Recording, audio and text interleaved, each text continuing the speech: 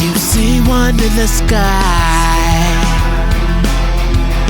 if you see one manifest before your very eyes, if you see a strange creature looking outside, then tell it on accounts of the paranormal. Hear it on accounts of the paranormal. Welcome to accounts of the paranormal.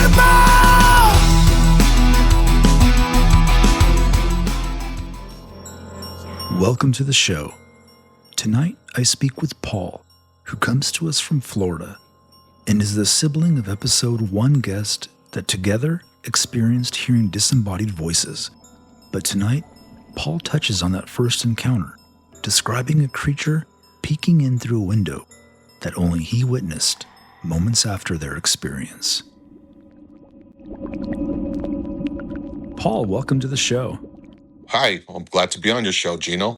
Thanks so much for being here.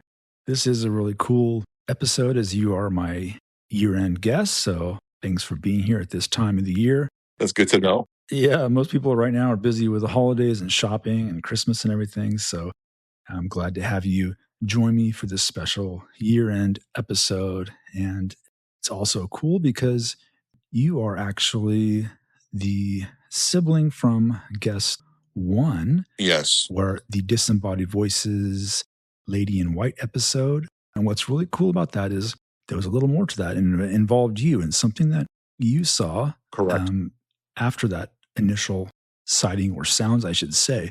And it's very interesting too, and it ties well into that. So I'm excited to have you here to talk about that and what you experienced at the tail end of that experience. So if you don't mind, take us back, tell the story about what you experienced. I would be glad to, and I really appreciate you being able to hear my part. And of course, this happened, I believe, was either 1990, 1991. Don't quote me on that, but I do recall that it was a summer visit to our grandparents' house, and which I know my sister mentioned Shamokin, Pennsylvania, but it actually was in Herndon, but not far from where that was located. So we're in Herndon, Pennsylvania. It's a very small town.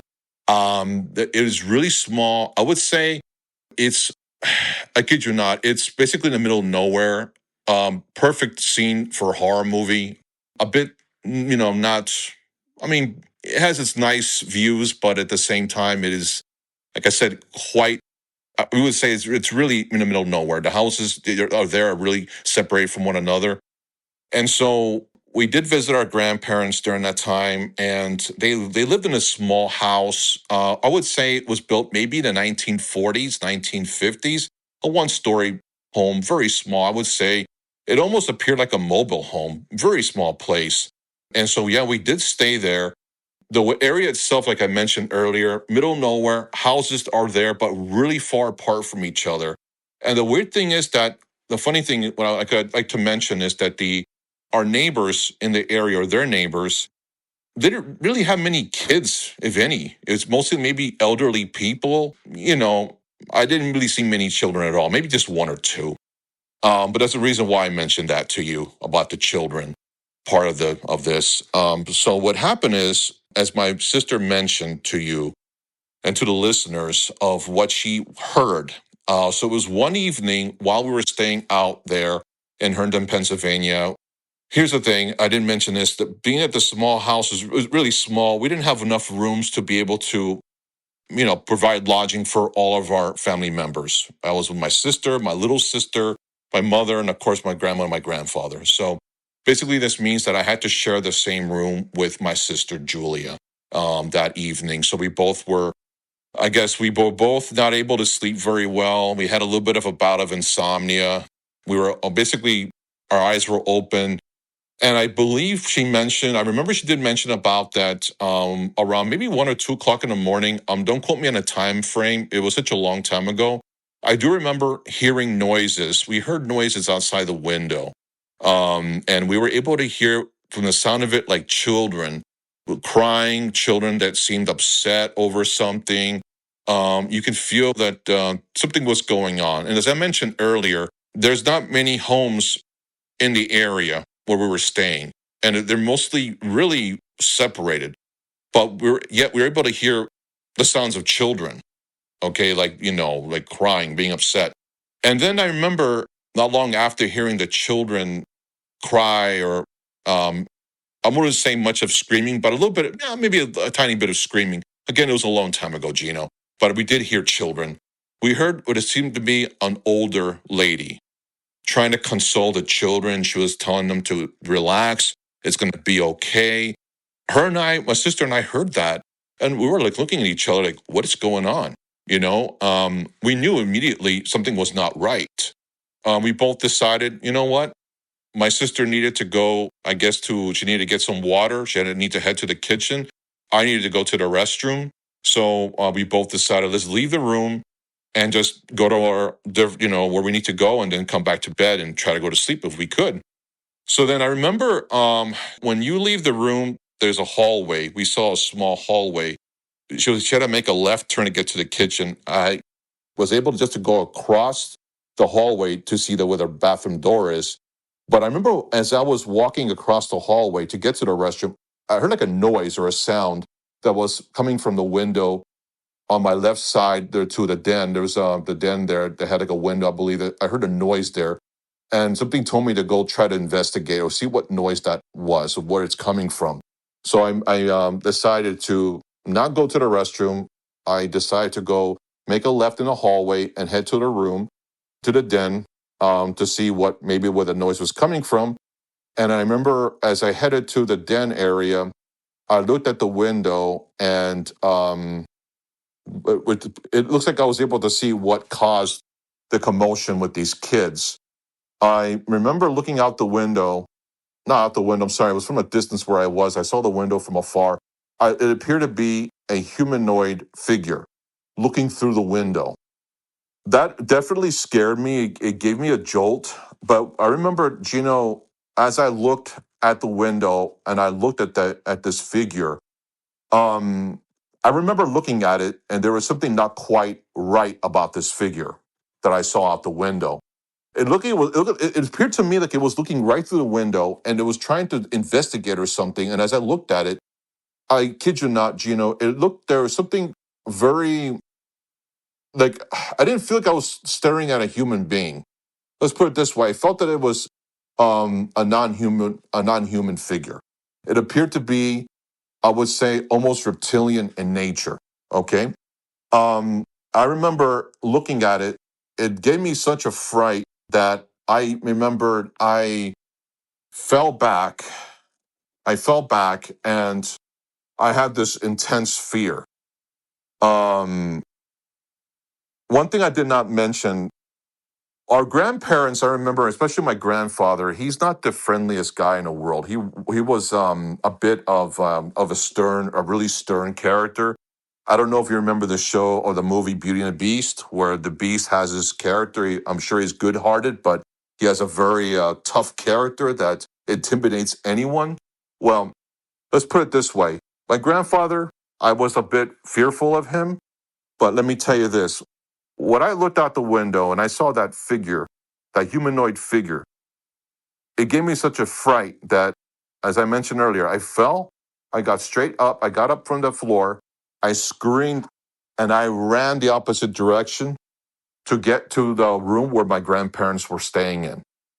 I was so afraid that I know my sister saw me screaming my head off. She followed me into the room where my grandparents were. I jumped onto the bed next to my grandfather. I gave him a hug. And mind you, I had to have been maybe 9, 10 years old, I hugged this guy, and he looked at me like, what's going on? He got upset, and I explained to him what I saw. He didn't, he couldn't believe me what I said. My sister was there telling him that I heard things going on. I heard voices. I heard things outside the window that were not quite normal. My sister and I were trying to explain to him, and of course the rest of the family, about this happening. Then that was basically it.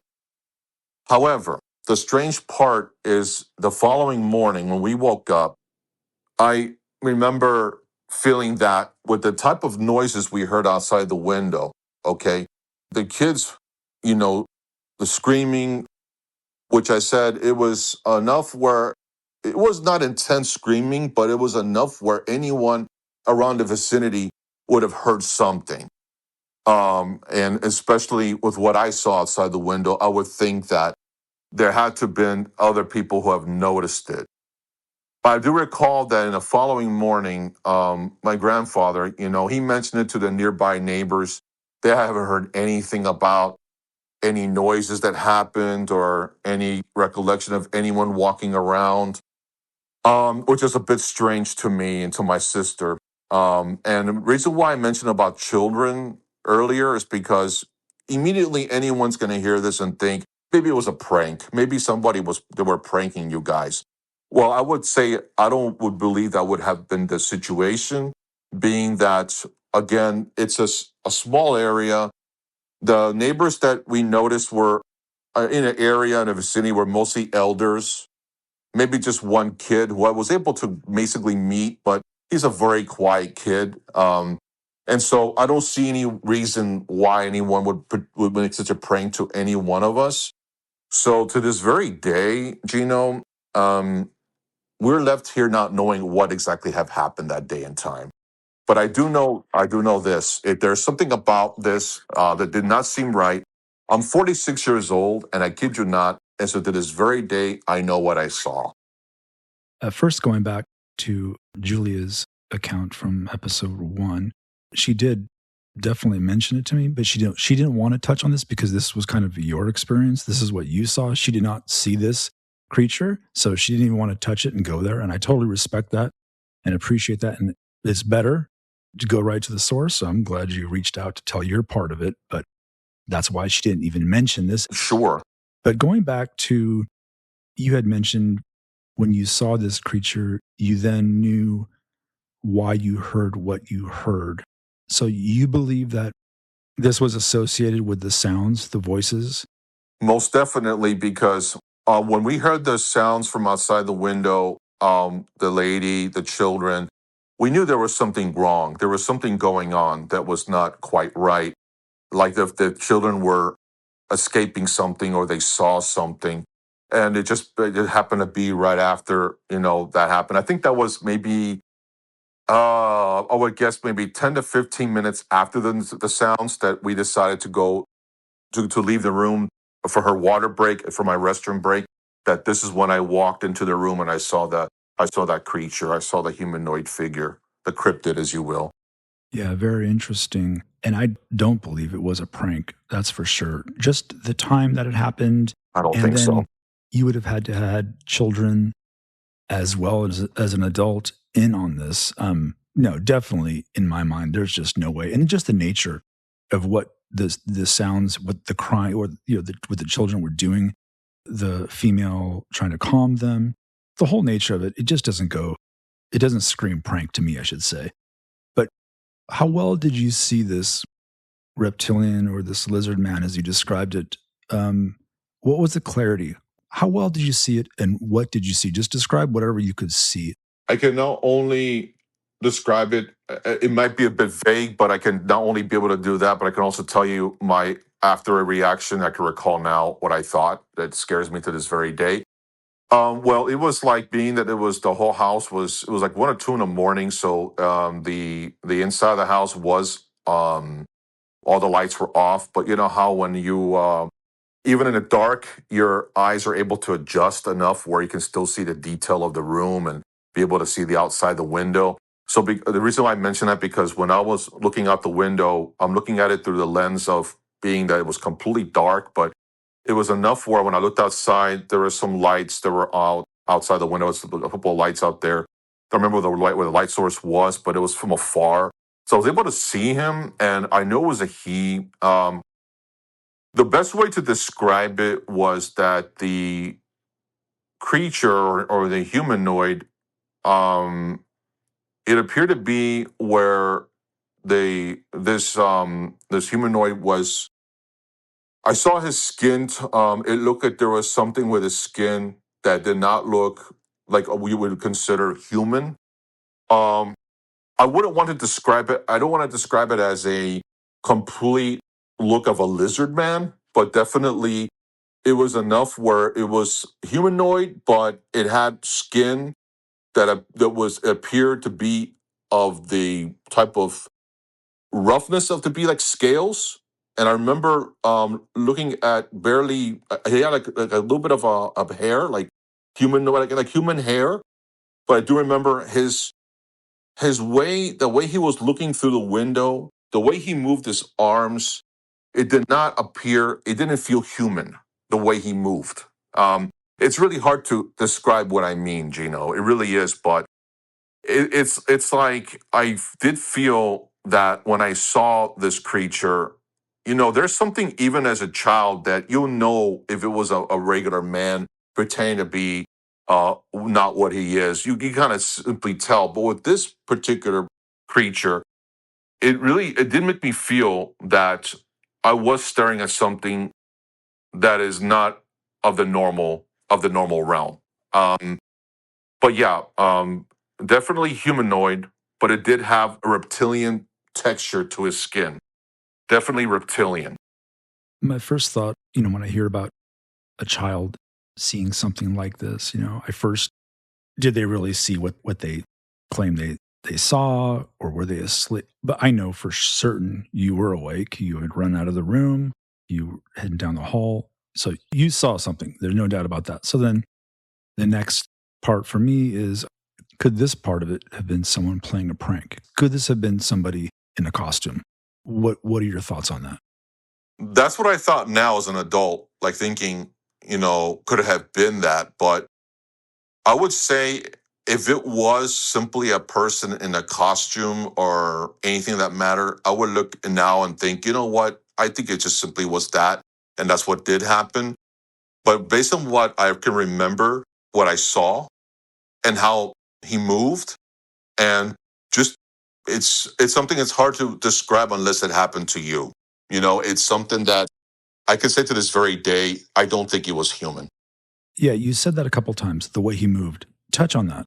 How Yeah. was he moving? What was he doing that made you think it was a non-human? Where it was like he made this type of movement, like the way he moved his arms, the way he looked through the window, it was almost as if like he was not 100% familiar what he was looking at. Like it's something about how if a person would look through a window or look through a building, it's like what it is, what you're looking into. So you just kind of get to the point of just looking inside and know what you need to look for. But this particular being, it looked to me like he was not only trying to see what he can see inside, but he was just trying to figure out what he was looking at. Like, it's like, what kind of structure is this? What am I exactly looking at? What is this? What is this panel in front of me? Like, it looked almost like it was scared and curious at the same time. And the way he moved was not the way we normally would move, knowing what we look at. But what I'm really scared to know, and to this very day, is what would he have done if he spotted me? To this very day, I wonder that all the time, Gino. Did you see his eyes clearly? Did you see his facial features? What could you make out? Because you said, lizard man, reptilian. How human did it look, or did it not look? I will have to be really honest with you, Gino. With the fear I was going through, my reaction, I'm shock. I cannot really recall anymore much of his face. But I can definitely recall that he definitely had hair on top of his head, but the hair looked really unkempt. Um, it was, I do remember seeing hair, but it still didn't, it was not enough to convince me it was a person. But I do recall the skin in itself looked reptilian. It didn't look at all like normal skin. Um, if I have to say anything but the eyes, like, I don't know, I couldn't really say anymore, even of that, if I can recall any more about the eyes anymore. But I do recall the skin, the way he moved his arms, and just the way he would just like, the way I would just see it is he was looking at something he wasn't too sure what he was looking at. I understand. And it was a long time ago and it was dark. So I know I appreciate you're just describing what you did see. Could you tell about how tall it was from your vantage point or from the window? Could you gauge the height? I would have to say, coming from, okay, my point of view, my age at the time, I would not be surprised, Gino, if he was probably in the area of, I would say taller than average. I would say probably maybe, I would say 6'5". Oh, wow. That was a big boy. Yeah, yeah. He was really tall, as I can recall, in the way he was looking through the window, like the way he was trying to, see what was he could find, or he did seem like a really tall person. And then he did not see you. You're sure of that, the way it was looking? I'm sure of it. Yeah. About how long was the sighting? How long did you see it for? And did it take off? Did it vanish? How did it end? What I can recall was that, well, when you're in a situation like where you have the flight or fight response, or you see something that you did not or didn't ever think you would ever see or encounter, it felt that everything was in slow motion. I remember that, like a slow motion feel to it. But if I had to say reality, how long it was, I would say it couldn't have been longer than it couldn't have been longer than a minute.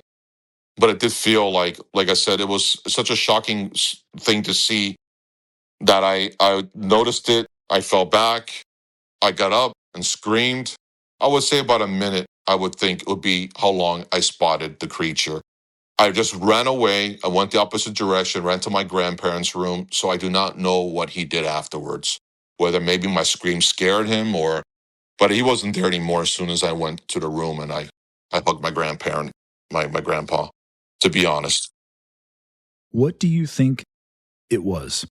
Well, I wasn't sure at all, like what I was looking at, but coincidentally, I remember when I did return back home, back to Miami. We went back to Miami.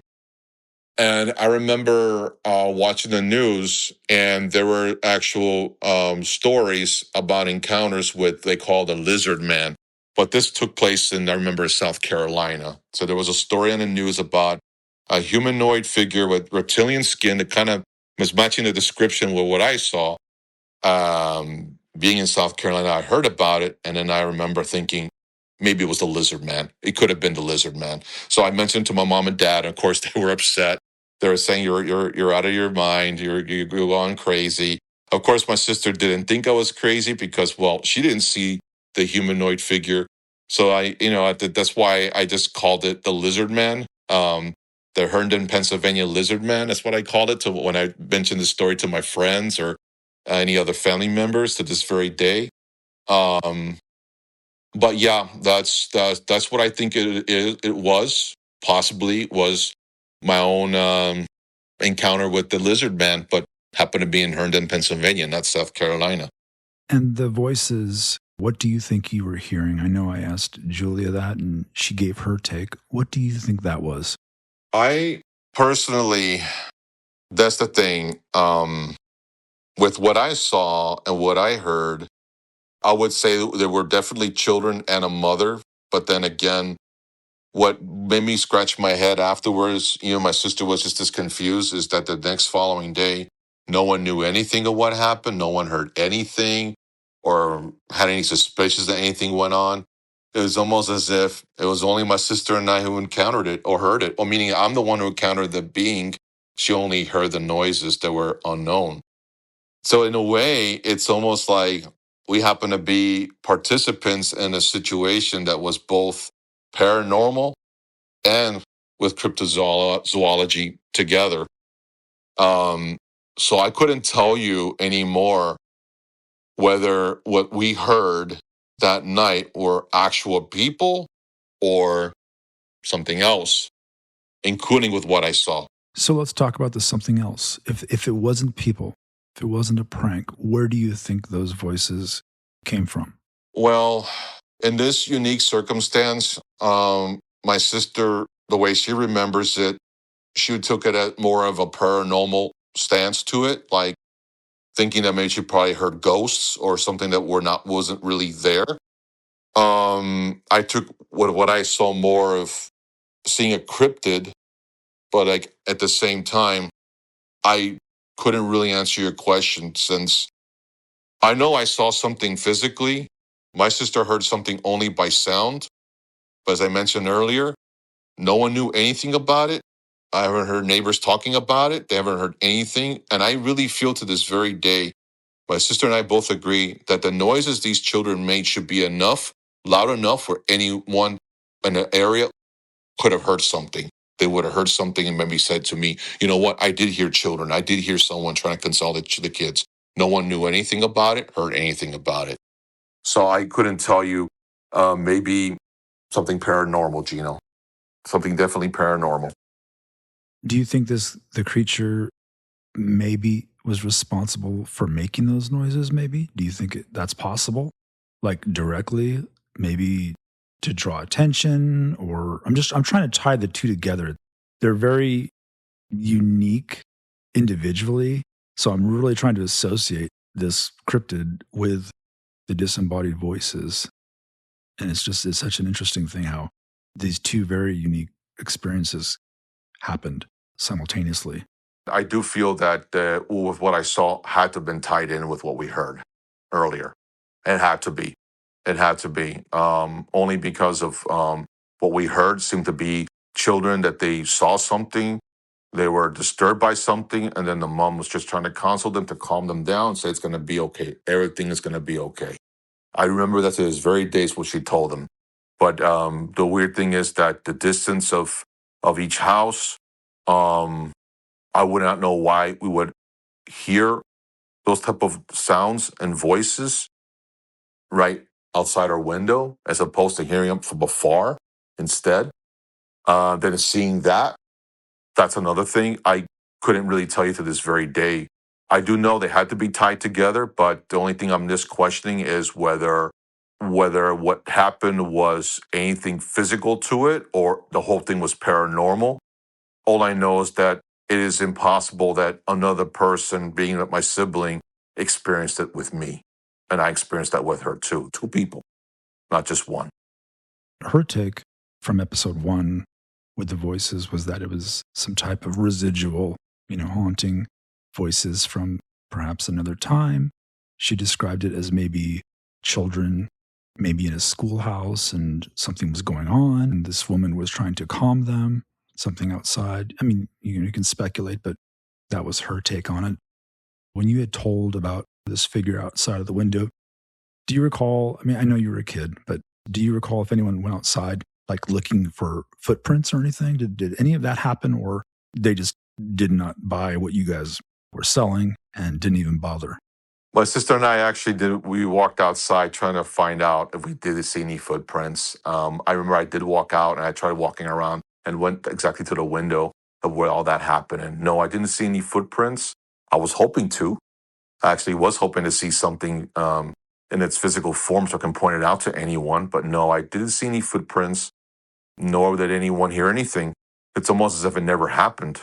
And of course, my grandfather, being who he is, he obviously poked fun at me and my sister about it, and gave us a little bit of a hard time over it. But all I can say is that his character, I've always been intimidated by him. I'm not saying I didn't love my grandpa. I do care for him. I did, I know I respect him as my grandfather, but he did have a character where, at the age I was in, it was really hard for me to feel fully confident being next to him, or being able to feel comfortable. But for me to scream, to be so scared and run up and hug the guy, and obviously I saw something. And my sister, of course, naturally, she followed me to the room, and, because she was scared, she saw my reaction. It's something that, we both remember always, and we talk about it from time to time. I never seen anything strange after that, at least not with me, but I know these things happen to a lot of different people, whether it's UFO or it's paranormal like this, or anything with cryptozoology. But I know in this particular case, it's a little unique having both of them tied together. At least I think it's tied together like you said, maybe the whole thing was paranormal, but it is something that we both agree did happen, and we're not making up the story. Absolutely.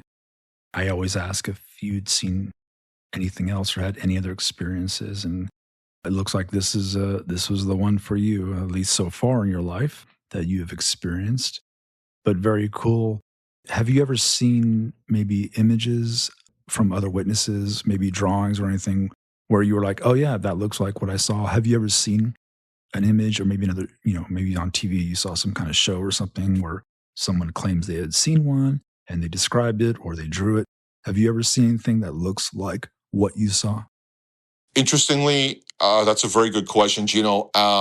Naturally, after that happened to me, I took upon and having an interest in that area, to look up anything with cryptozoology or anything paranormal. And I did come across about, well, this happened, believe it or not, when I went to a library and I wanted to know more about these type of humanoids, in this area of the paranormal. And I looked up things about the lizard man. So I looked up pictures. I saw pictures of the lizard man based on accounts of what people have saw, what they've seen. And I did see some pictures of what they claim to be the lizard man. And I would say that what I saw was a bit close to it, but I felt that that this one more in particular, it looked more like there was something reptilian and at the same time human, but not quite human, if that makes any sense to you. You would know for sure if it was just a man wearing makeup. Like you would know, right? Even as a kid, you kind of know. I saw a man. Oh, I saw a man wearing an outfit or something strange. What I saw, it just naturally, I just felt that it was not human. I can say humanoid, but not human. Gotcha. Yeah, no, that totally makes sense. And I've heard it described that way as well before. So I know what you're saying.